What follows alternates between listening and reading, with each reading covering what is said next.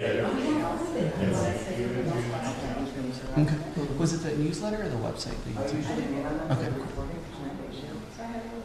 I can go to what?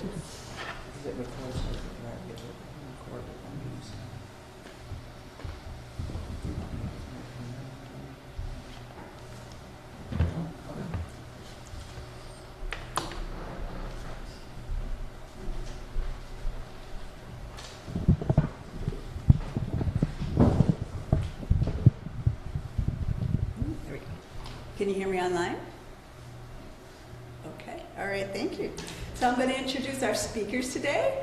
We have two speakers today. Isn't that neat? Okay. Our first speaker is Christian Solorzano. Yep. And your kind name is Baizan. Yep. He is a certified mindfulness and meditation teacher. He is also a product designer, educator, community builder. He teaches graphic design at DePaul. He founded the Chicago Graphic Design Club in 2020. That was probably a tough year to found anything. He's host of the Underscore podcast. And he founded the OPAL, which is Original Practice and Applied Learning. And he received his Jukai in 2020. And he served as our shuso for our last Ango. And then next we have Barry Deck, who is also a designer, artist, and typeface designer. He is also a meditator. He comes here and meditates with us. He has worked and has a wide span of projects, anywhere from Coca-Cola and the Super Bowl, which those are pretty darn big, to you said as small as they come. He has worked in collaborations with the Museum of Modern Art and at the Cooper Hewitt National Design Museum. So they're going to give us the talk today on creativity. Yep. Yes. Thank you. And is that recording? Yeah, it looks like it is. Beautiful. Thank you all for coming today on Father's Day. I was asked by Myogetsu a few weeks ago to give this talk, and I decided that it'd be nice to invite Barry to speak with me, because Barry and I, we've known each other for a handful of years now. As was mentioned in the introduction, I'm a graphic designer, and a lot of the work that I grew up being enamored with came from the time period that Barry was a part of, which was the 90s. So his work has been some of the work that I grew up looking up to, so to be able to sit next to him to do this talk is a big honor and privilege. And most recently, as of this year in January, I rented a space here in Oak Park that's been functioning as what I'm calling a design laboratory. And Barry and I spend most days there together, and we have a lot of conversations about design, creativity, so for this talk today, we didn't really do much planning other than us getting together last Friday to come up with a few bullet points of things that we wanted to cover. But I think I purposely wanted to not over-plan or prepare, because I think that what we're going to be talking about is stuff that we're thinking about all the time. So that's a little bit about me. I don't know if there's anything you want to mention to everything that led up to us being here today. Well, I'm happy to be one of the mad scientists in the laboratory. I was living in Florida, and I went to a design event in Chicago a couple of years ago in the summer. It was on Navy Pier, and there were tables with design organizations, and I went to see the AIGA, and I ended up talking to Christian, and he had to explain to me that this is the Chicago Graphic Design Club, which was a wonderful thing to hear about. And somehow I ended up sitting here. Which is wonderful. So we wanted to talk about, when we were thinking about the name of the talk or the theme that we wanted to speak about, we knew that it was going to be creativity, because I think it's something that both Barry and I practice pretty much all the time. We think of everything that humans do, and everything that we spend our day doing is all creativity. From the moment that we wake up, the clothes that we choose to wear, how we choose to make our food, the kind of food that we eat, the thoughts that we have.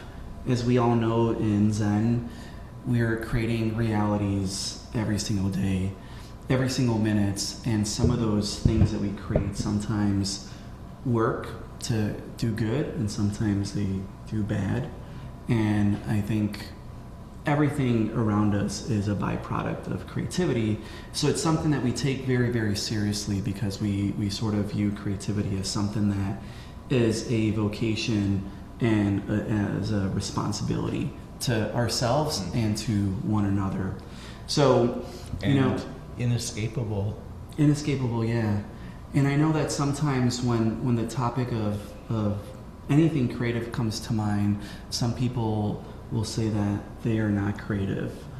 And we want to break the misconception that creativity is only about aesthetics or about beauty. I think from the time that we are born, we all we look up at the sky with wonder. We like to take things apart, put them back together, and that's because we're trying to find our place in this world. So creativity really is just about finding our place and finding our context, and being able to take a seat and see how we can show up for one another. And that's really the essence of what we want to talk about today. So we have two main things I think that we'd love to have people walk away with. And one is to have you all feel validated for your own inner sense of creativity, and then also to hopefully have you walk away with the understanding that you're all capable of making. And it's not, there's no duality here. It's not a sense of good or bad. It's just sort of doing the act. Anything you want to add to that, Barry? Capable of making, and are making all the time, every moment, by default. Mm-hmm. Yeah.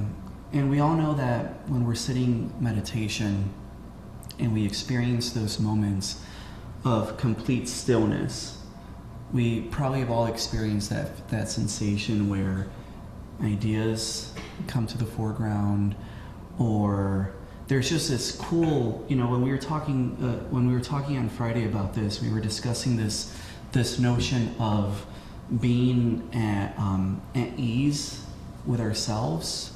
And when I practice photography, and I notice that some of my best photographs tend to come from a place where I'm not getting in the way, where there's this ease that I allow to happen and to appear. And that ease, some people call it the flow states. And I think that meditation is a great vehicle for beginning to experience those little moments of cool ease.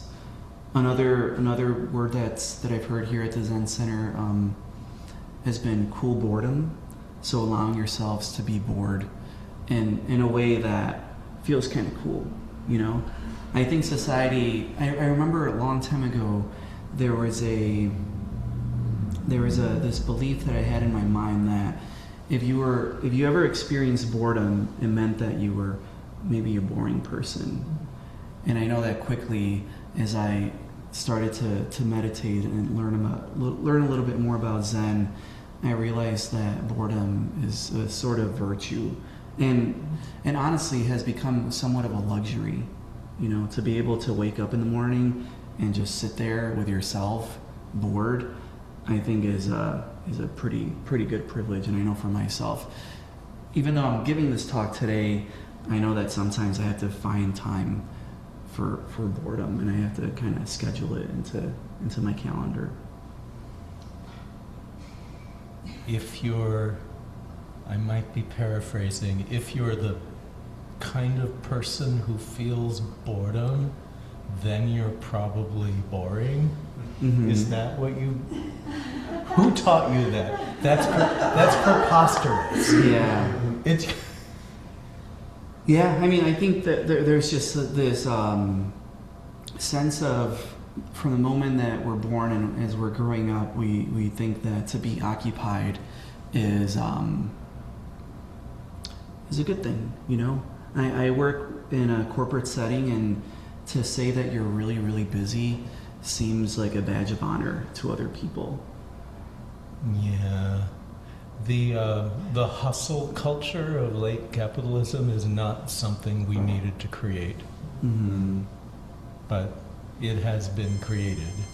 Yeah. We can create our own disregard of it anytime we wish.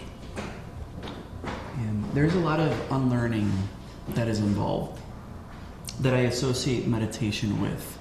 You know, when we talk about emptiness, or when we talk about emptying the mind, that really is a practice of sort of allowing yourself to become a blank canvas.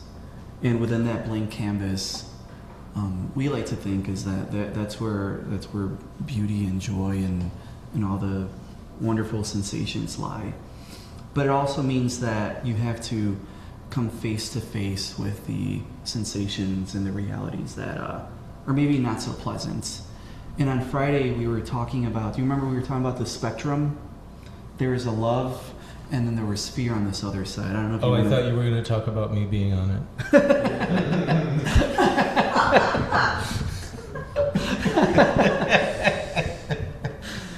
But there was the spectrum, the polarities that we were talking about, and we were saying, you know, right.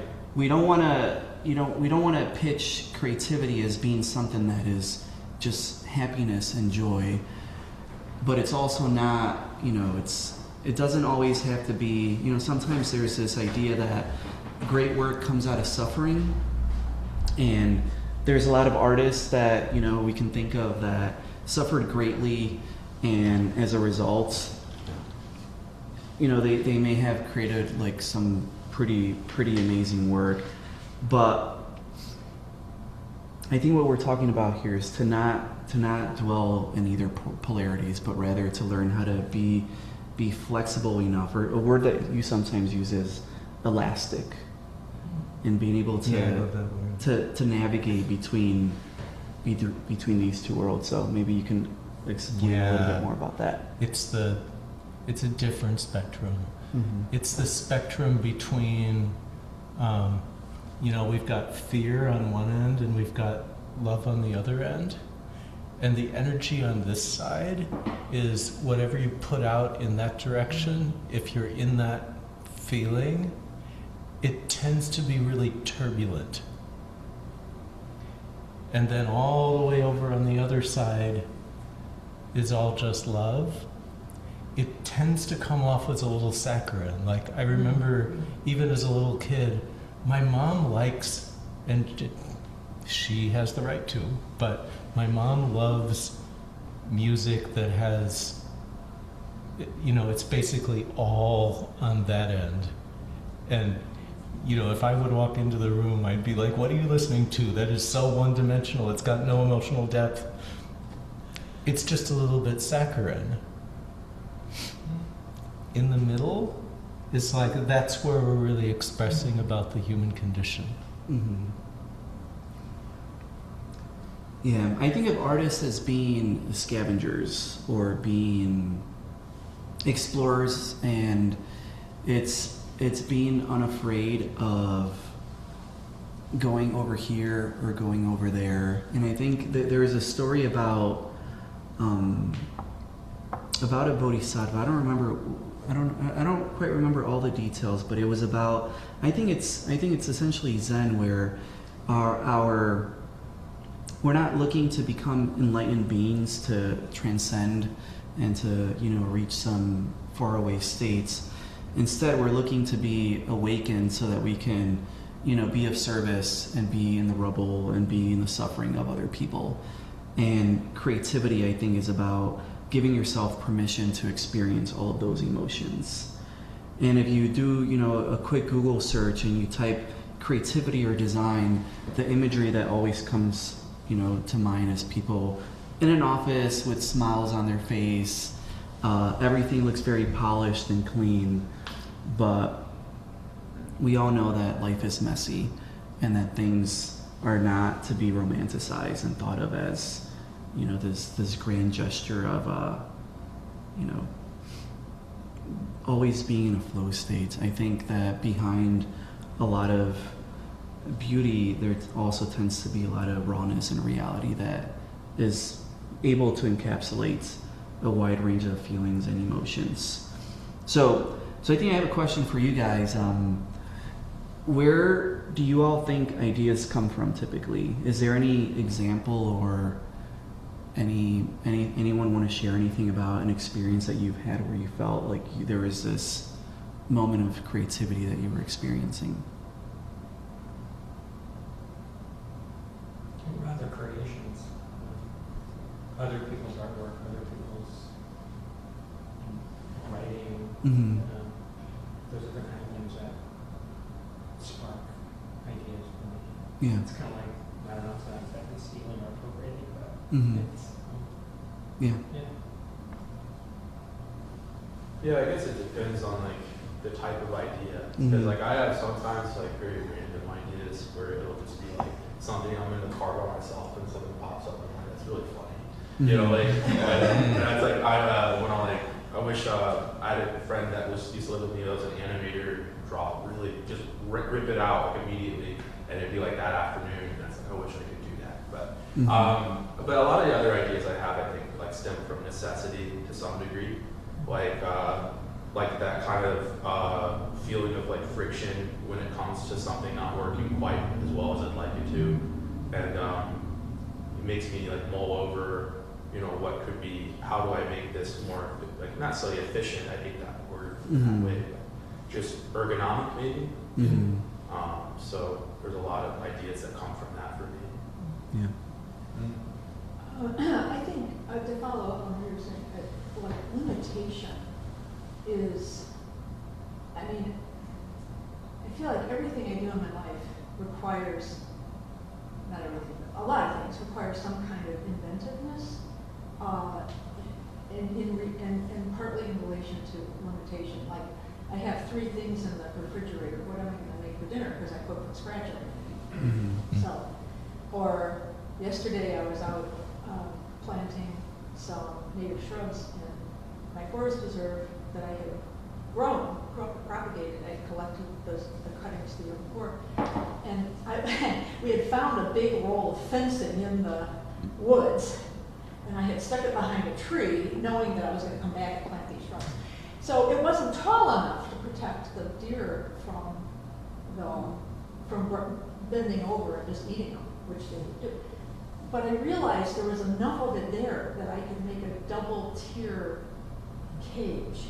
So I didn't wish that I had 5-foot fencing. I just took my wire cutters and put it together. And somebody else said, oh, that's a good idea. But it was just responding to what was necessary in the moment Mm-hmm. with what was going to be a beneficial for everybody concerned, including the shrubs, solution. So Yeah. that's,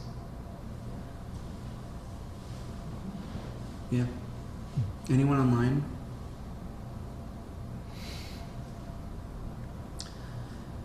Okay. So one thing that I've been thinking about a lot lately is this laboratory that was started in Oak Park. The name OPAL stands for Original Practice, and there's a / between, and then the second part, AL, stands for Applied Learning. And the reason behind that name is because there's, in Buddhism, there's this notion of skillful means. We respond to things appropriately. So in the example that you just shared is, you have these ingredients and you're going to respond appropriately and make whatever it is that you're capable of making with that, as opposed to maybe getting frustrated or feeling like inadequate because you don't have what you wish you had. So I think there's this emphasis within at least my creative process lately where it's about thinking of that spectrum of that idea of how do we incorporate our true nature, our Buddha nature, who we were before our parents were born, who we were before we had a name, but then also how do you make sure that you're not dwelling too much in that domain, because I know that it's sometimes very easy to fall into the trappings of, let's say, spiritual materialism, where we believe that all we are is our Buddha nature, and we forget sight of the fact that we're also a person that needs to throw out the trash, or someone that needs to pay their parking tickets, or someone that needs to show up to a meeting on time. So I think the question that I always keep coming back to is, how do I make sure that I'm giving myself the right amount of grace to hold those two parts of myself and work within them simultaneously. Because I know that when I started, practicing Zen, I think a lot of us, when we start the path, we might believe that we're too spiritual now, and maybe we start to behave in a silly way, and maybe our friends tell us like, "Hey, what's going on? You've changed." And so I don't know if there's anything you want to talk about, like holding those two realities. So it sounds like what you're talking about, even though you're referring to, you're talking about your thoughts about your own spiritualism. I suppose It's actually sounding like, you could be thinking of anything about yourself. Mm-hmm. It just happens to be this, and it's really self-judgment. Mm-hmm.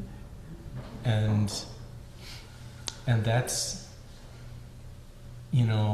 self-judgment will possibly give you some fodder Mm-hmm. for creativity, but it'll also slow it down a lot because it makes you hesitant. Mm-hmm. And yeah, I feel that exact same thing Mm-hmm. as well. Like when I'm talking to people I know, sometimes they're gonna just look at me like, I'm really woo woo. And I just try not to think about that stuff too much. Mm-hmm. And I try to turn off my self-criticism, because it's not like I never want to use it. I want to use it sometimes, and I want to turn it off. I want to turn it on and off because, I want to open up so that the signal comes out, and then I want to turn on the filter and decide what I'm going to keep. But it's when you get the chatter out of your head, which I feel like that self-judgment is mostly the chatter. Mm-hmm. That's when the quiet voice can actually tell you things. Yeah, I find the self-judgment to be useful sometimes. Like there's a sense of accountability that I'll wake up in the morning and I'll sort of take stock of what I want to do or what I want to accomplish. And I used to tell people to never compare themselves with others. And I've noticed that as, let's say my practice has matured, or I've practiced more, I've learned that there is a sense, for me at least, there is value in sometimes comparing yourself, but not comparing yourself how we would normally think of comparing yourself, but rather to maybe flatten hierarchy and realize that there is this agency that we have to accomplish things that maybe sometimes you admire in other people. And I find that to sometimes be I find the self-judgment sometimes to be quite useful. Mm. Yeah. I don't know if anyone has any examples of self-judgment that you find to work in your favor sometimes. Because I feel like that's a... No, I like to turn it on. Yeah. You turn it on, turn it off. Yeah.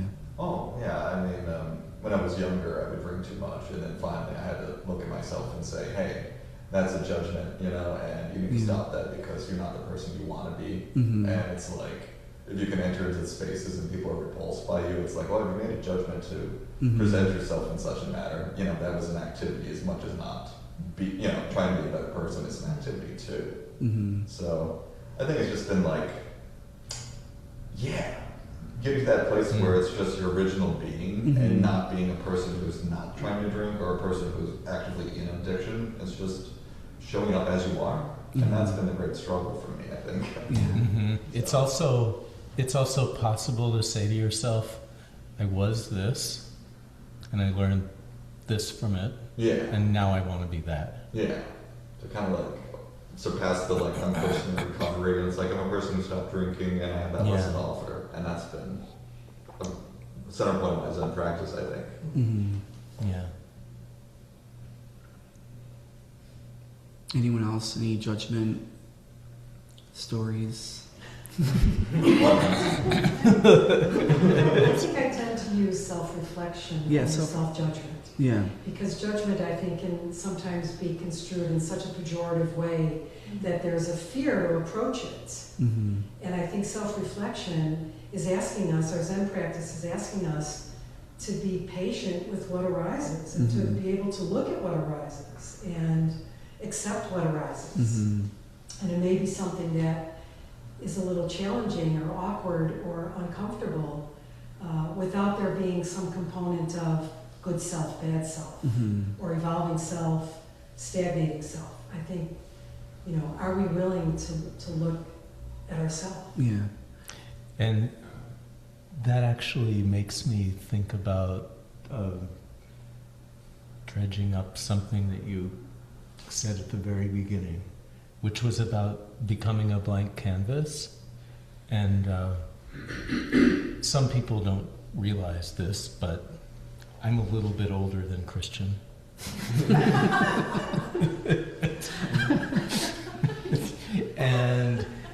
and you get to the point where you're not really gonna be a blank canvas as blank as you try to be.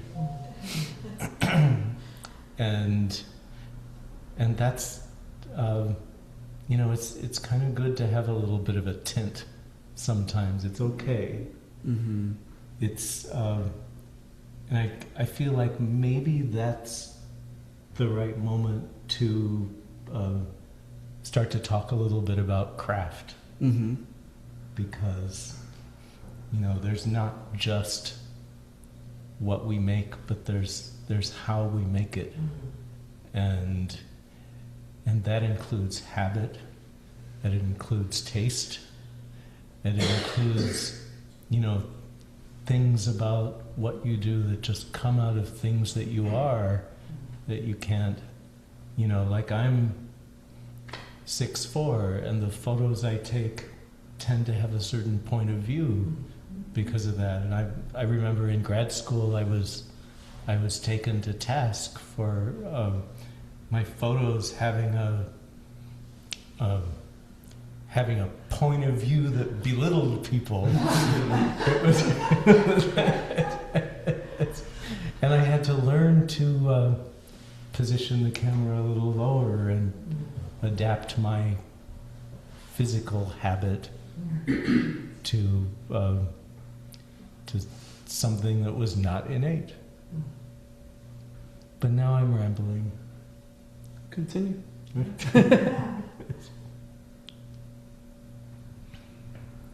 are you less of a blank canvas? Because you're older. Good question. Because I've been making art since I was a little kid, and I have my tastes, I have my experience, I have, you know, I think riding a bike is a good example.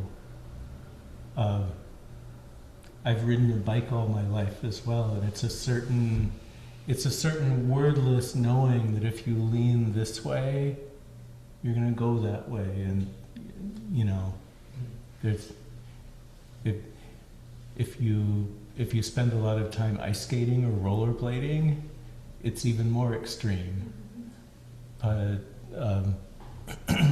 But it's just like you have all that stuff, and then I've spent actually, I started working with a Macintosh computer, drawing vector forms on the computer in 1987. So almost 40 years I've been drawing,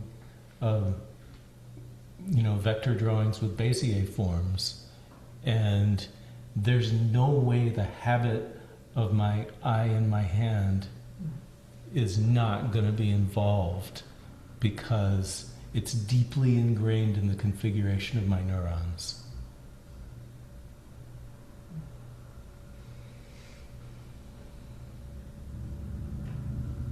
Isn't it also, though, more life experience? I think of like the first time I went to England, or the first time I encountered certain art masterpieces, or Beethoven's late quartets, and it's like, or certain books, it just goes boom right in you, and then it really does change you. Right. And you look at things again in a different way, and then that starts to inform your practice. What too. you've seen, what you've experienced, absolutely. Yeah. Yeah. And getting burned, if you've ever done a project or something like that, you do the workout, and it's like, you have like successive experiences, so I know exactly what I'm getting myself into when certain conditions are as they are, and that's definitely ingrained. But not necessarily a negative way, just in it builds the kind of ability to navigate because I have experience. Mm-hmm. Absolutely, make things undoable. Start a new branch before you do whatever idea you've got. I realized that a big part of what influences my output tends to be the people that I surround myself with.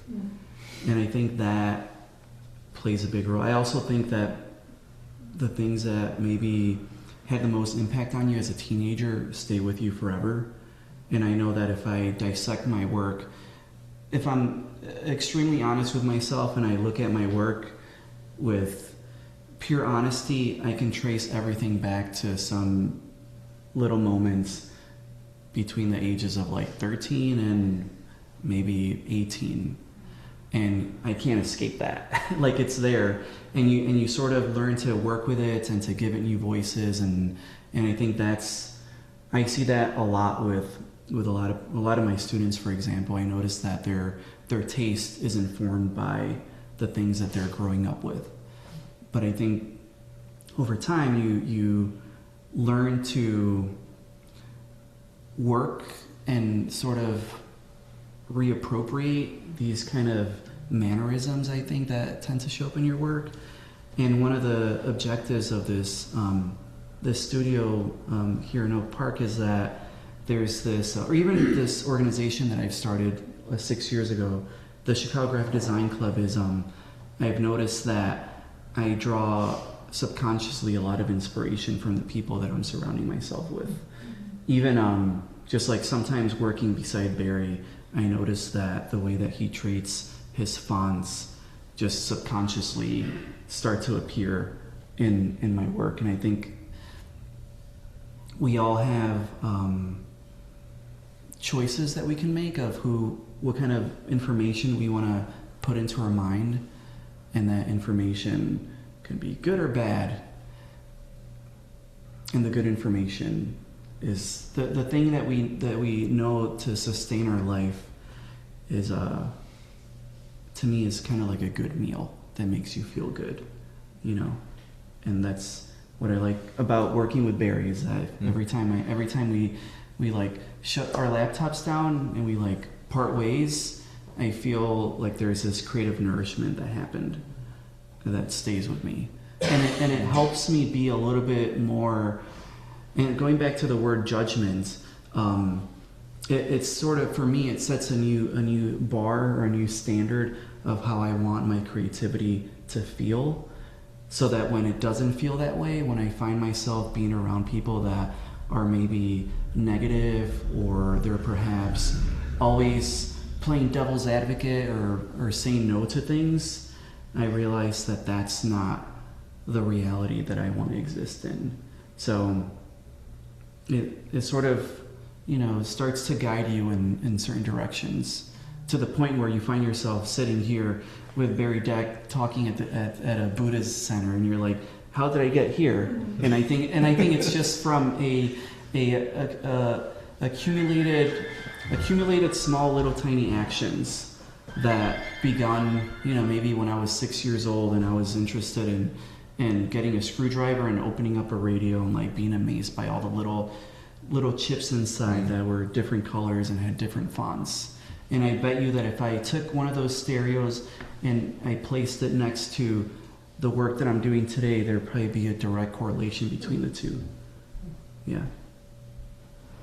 What do you think? Absolutely. Well, you started that talking about judgment again, and I think a lot of people say, don't judge, like turn off your judgment these days, especially in the spiritual world. They say that, and judgment is, number one, it's inescapable, and I also think it kind of gets a bad rap, and I think the trick is in knowing how it serves you and knowing when you want to turn it off to get the effects of having none of it. And in order to turn it off, you have to, like, I don't know, lower your energy. You have to calm down. You have to get bored. Mm-hmm. And like, I have a lot of ideas when I'm just walking around looking at what I see. I tend to get ideas. I get the same ideas like in the shower or on the toilet. When I'm totally distracted, I get little gems of wonderfulness that just, it's like something whispers in my ear. But then being able to turn the judgment back on and sort through what you got and decide what to keep is super important. There's this whole realm of judgment that's all about editing what you decide to take in and what you decide to incorporate in your definition, in what is the world you want to be in, and what is me. Mm-hmm. You could call it discernment too. Yeah. Yeah, it made me think about, I used to work as a production designer on like film sets and stuff, and I worked on this music video a couple years ago, and my friend and I, that we were working on it together, talked about it a lot just because it was like a very weirdly formative kind of, the moment that what had happened was like, oh, like this is like, it explains our process, where a lot of times when we would go into spaces, we'd bring with us the set decks, so like furniture or whatever things are going to be in the space. Like in this case, it was like, the whole theme was like, this is a high-end restaurant, but the downstairs basement where the kitchen was, it's like, there's like cockroaches running through, and it's like the cooks are playing like cards in the back, and like, there's they're like chopping fish, and it's like a incandescent light that's swinging around, like, and so we were working in the basement doing it, and they were shooting upstairs, and of course upstairs it was this beautiful like charcuterie, like, high-end looking restaurant with white tablecloth, and they were shooting it there. And downstairs, again, a lot of the stuff that we do when we first set up a space is, I think it's probably similar. I've never really been a painter, but similar in terms of finding the forms, like where we'll take the larger objects and work with, it's called, I say broad strokes first, you know, so like trying to find what the shape of the space is and understanding where the camera is going to be in the mise en scène, like where shapes are going to land. And instead of working on like tiny details first, like, you know, you could like spend an hour on a dresser and it's like, you know, doing all these little tiny details and then the whole other room's not finished. You always work with the broad strokes first. So and a lot of times the furniture will move like, you know, the room will be rearranged like 6 or 7 times before we find the sort of pieces that land and like, that's right. And this works. But we were, there was a poker table in the middle of the room that we had set up, and we had put down this money, and the money was, we had some of it was like really good, like fake money that looked real, and some of it was like really, really crappy, like just like terrible. And it was the base layer that we were creating, because the idea was that after, we wanted to create mass so that it looked like more, and then put better money on top. But the client came downstairs and was looking at this and was like, they're coming in and they aren't even seeing, again, the camera looks totally different on camera. Exactly. So it doesn't even matter what you're looking at. Like if you're zooming in with your, picking it up and looking at it, it's like, but we're like, listen, like we're in the middle of the process of doing this. Like that's part of, like you're immediately judging before we're in a position to show you anything. It's kind of like also you're judging with encyclopedic knowledge of the thing you put into the shot, and you know, it's not within your power to forget your consciousness of everything you know about that object outside of what the camera sees. Right, exactly. Like what is it going to be? What is it in reality, and what is it going to be to the camera? Just realizing again, it's a lot like there's so much of your process that, like, imagine like the first stroke on a beautiful white canvas is a mistake.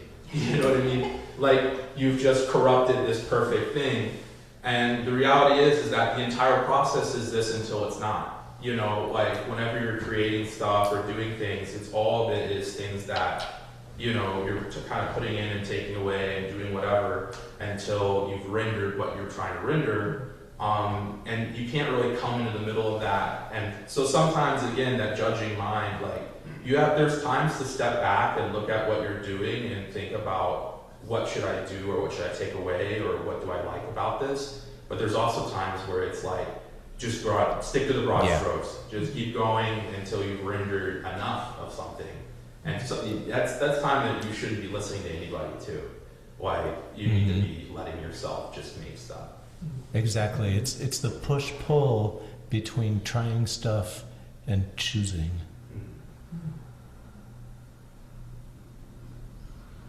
Should we talk about making stuff that nobody asked for? Yeah, and then we can talk about asking for stuff that nobody made. Oh wait, same thing. It's the same thing. Because you guys, as graphic designers, are usually being asked to make certain things. So if we, less and less You these days. venture off and do my own stuff, right? A lot of spec requests, I imagine, or just like, oh, here's my design, would you buy this? there's a lot of business metrics involved with design where sometimes the integrity of creativity gets sacrificed because, you know, someone is making some kind of demand that violates our understanding of what things should be. And I think that's where making things on the side or making things that nobody asked for is like a way to you know, combat that. And for me, I've been working at a company for the last almost 9 years, and I'm desperately trying to leave that world behind, which is why for the last 6 years, I've just been extremely stubborn and just making things for the sake of making them. And I think there is a sense of stubbornness that comes with having an idea and sort of allowing yourself to filter out everything on the outside and just being all in. Mm-hmm. Yeah. There's something to be said for, and I think Adrian was talking about this as well, the creative work or the innovation that can come from working within constraints. And a lot of times clients have a lot of constraints. sometimes they might even have so many constraints that everything you could do is technically impossible. Mhm. You know, a lot of contradictions. You know, sometimes the brief is an oxymoron completely. Mhm. And so I think the world demands, and on a project like that where the brief is an oxymoron, you have to just kind of put that aside and work anyway, and then you're making stuff nobody asked for. And I think the world asks you to make things that nobody asked for, because sometimes, all the time, people don't know what to ask for. They don't know what to ask for. And so you make everything and let the judging happen later. You just brought up a point that reminded me of my corporate life. I used to be on a company with every 5-6 years we had a design company to do. There were a lot of designers, and it was a big project. And there would be a team of people, various disciplines. And I was on in the discipline of we can't do that. And worked with a number of designers, and there was this love-hate relationship. When I tried to be, and I wasn't alone, there were 3 or 4 of us on there, you can't do that. So we worked with designers that would listen to us, why, you know, and make adjustments that they could without compromising too much. The work was a lot of fun. When the designer insisted on no, they hired me, and the designers were always brought in at the highest levels in the company. And they hired me to do this, and they told me to, you know, not pay attention to you. Those projects were torture. Mm-hmm. Yeah, I think for me, I like to approach things from a sense of like a partnership. And I think as long as those kind of relationships are framed as being purely transactional, to me that's where the tension lies. And the most fun things that I've worked on alongside other people have been the ones where there's like this unified sense of we're in this together and this unified vision. So yeah.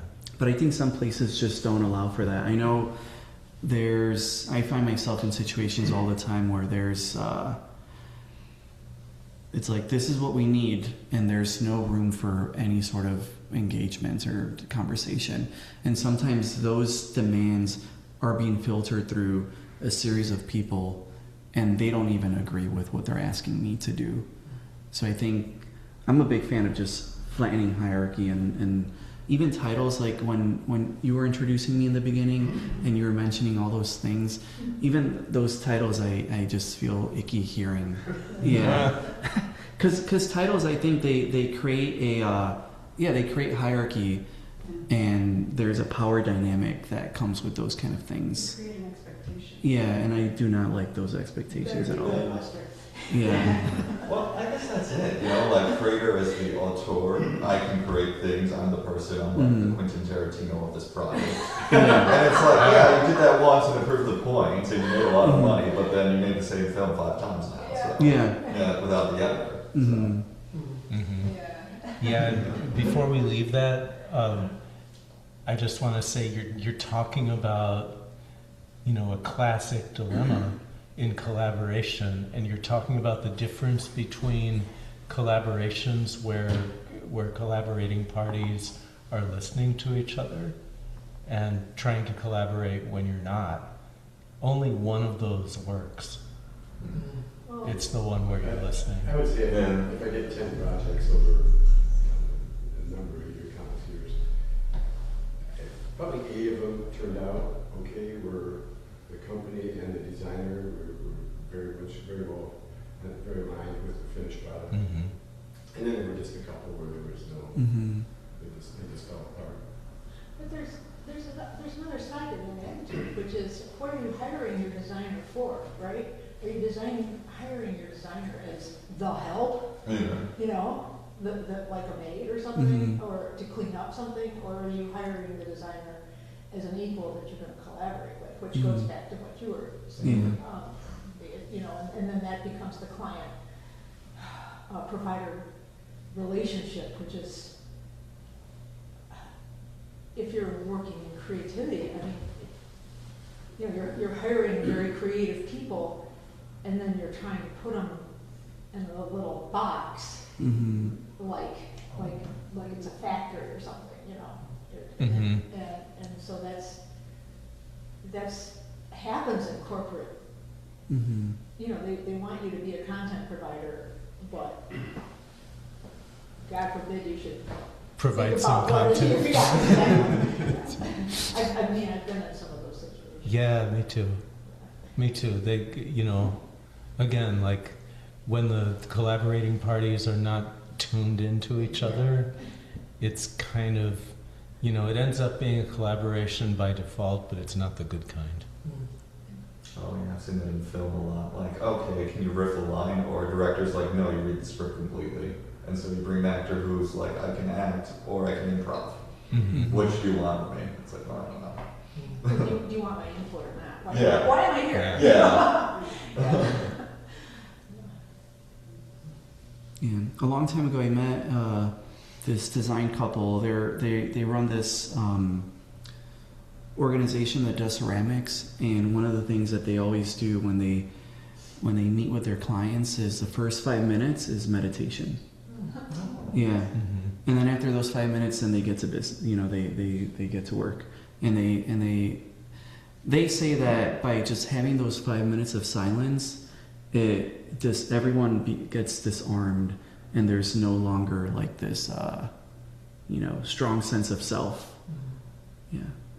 Because sometimes, you know, I'm in these meetings all the time where you have a meeting and it ends at 12, and then at 12 you start another meeting, and there's just no way to be fully present if you're just going back to back to back. So I think allowing yourself that little buffer to just slow down could hopefully make for better collaborations. Or maybe worse collaborations, to the point where it's like we're not going to work together, and we're both going to agree that we're going to walk away. And I think there is, I don't know, some kind of virtue in being able to mutually agree that this is not going to work out. There's a place for that. Yeah. I think collaborations usually, if they're really, really good, because like a lot of times the original idea people walk in with is usually very like flat, you know, and it doesn't have nuances to it that are bigger and cool. I think like I always think about like the biggest things that have ever been made always have been made with lots of people, you know, like the pyramids, you know, that's thousands of people, you know, and so to say this is just mine, and the ego of it being, you know, someone who's like the auteur that's going to say like everybody that's working with me is just a little extension of myself, as opposed to somebody that you're going to completely listen to and let them have input on the project. Usually, those projects usually tend to look very small, you know. I guess that's one. Yeah, but I do find value in doing things that are just mine, because it lets me get that necessity out of the way. So that when I do something with other people, I don't need to feel like I need to make that mine, because I already have mine over here. Right. Yeah. That's the excellent point. Yeah. So like, for example, at work, when I go in, I used to get kind of combative sometimes, and now I don't, because I know that, you know, in the evening I have my own things that require me, and they're, you know, it's about choosing what you're willing to argue for. And I noticed that I become a better collaborator because I can be so selfish with my own personal projects. So there's and I know you do a lot of personal stuff as well. Yeah. That's really poignant. Yeah, that's actually very good advice for me. Like, Yeah. yeah, you need that stuff. Especially, I mean, you just touched on leadership, which is related to collaboration, but people who lead large teams, they come in, different. They're not all the same, and some of them work with fear. And others work by recognizing who everyone is and, bringing them into the process to bring their strengths. Mm-hmm. One end of that spectrum works better. And, if you're telling people what to do and not letting them have their own heads, you're missing out on a lot of good energy and a lot of good, effect. Yeah. That fear, or what were the two things you mentioned? Is working from fear or working from? There's another. Understanding. Yeah. I think of love as just having a mindset of abundance and recognizing that there's a lot of possibility here. And then fear being scarcity, which is there's only one thing, and that's the thing that needs to be.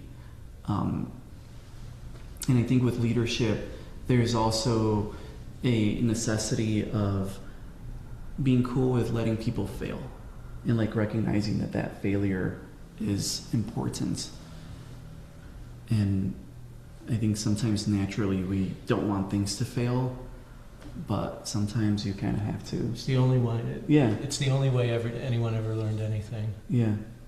With my students, I encourage them to fail all the time, and I even give them expectations that kind of set them up to maybe fail. But I know that that's where they're going to learn.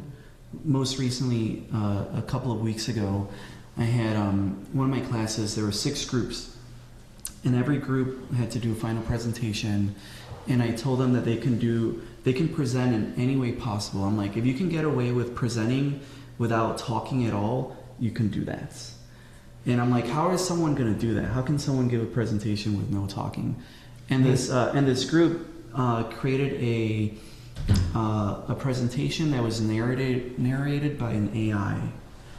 And they stood there, and there was this 15-minute video behind them, and it was just AI talking their presentation. And it was kind of a failure, but the only way to know that was by having them do that.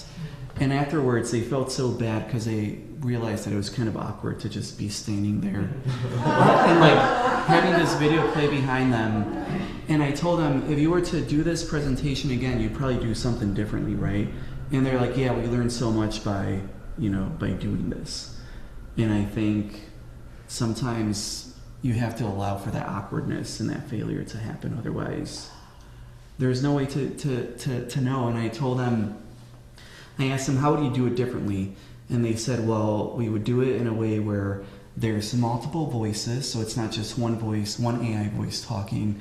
One voice would be, their project was that they were redesigning the entire CTA. So they were coming up with new carts, stations, lines, everything. So I said in the future, maybe you can have one AI voice that is the point of view of a child, one that's a conductor, one that is someone in a wheelchair, and then in between all those voices, you guys speak and introduce the voice that's coming up. But the only way to arrive at that solution would be by having you guys look kind of silly on final day. And they got an A because, I think they took a risk. So I think being a leader is recognizing that sometimes you have to, and I think especially in education, that's the space where you kind of have to get a little silly sometimes. Yep. I told them to limit their every slide to no more than 30 words. Because sometimes in education, we've all seen presentations that it's just like little tiny fonts, and they're just reading off of it. And I said 30 words. If you can do 15, that's like ideal. That's not a presentation when you're reading it off the screen. Yeah. No, the slides are the illustrations. Yeah. Exactly. Your talk. Yeah. Exactly. Yeah, we unfortunately Microsoft gave us all these tools and we have to use them. And also the more you type, the smaller the type gets in that box. It never fills. It's never full. Yeah. But the other thing is the scientists who present at conventions, they put on all their charts and graphs and everything that you can't possibly read because they know that deck is going to be distributed later and people are going to study it. Mm-hmm. So it serves as a text. I know, I always tell clients this and they never listen to me. There's one for showing and one for distributing. Right. Your presentation is not a textbook. Right. Yeah, but people want that other information, so. Yeah, here's my work study. 5, 6 slides. So I know we're at time. It's 11 now. Yeah. So Yeah. I want to be mindful of everyone's time. But anything else? Any questions before we wrap up? Yeah, can we go back to suffering for a minute? Sure. Another time. Anyone online have any questions or comments? No?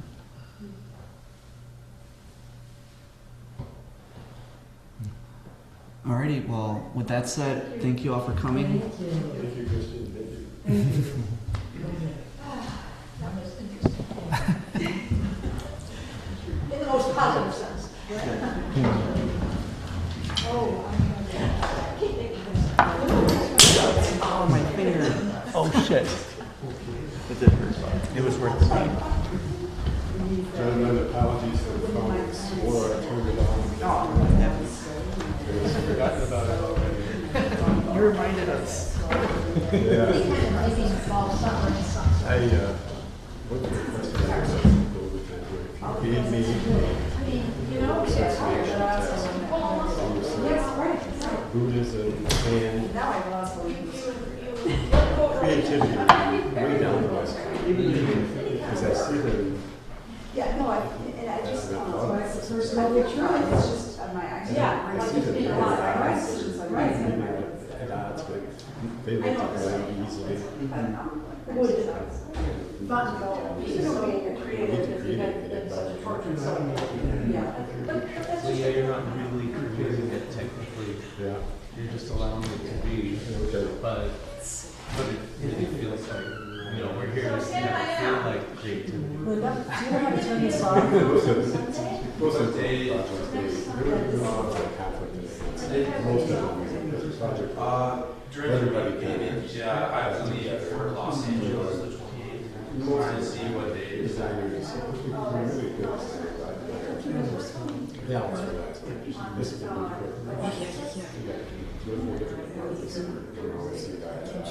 Sure. And we're gonna make this one. Thursday.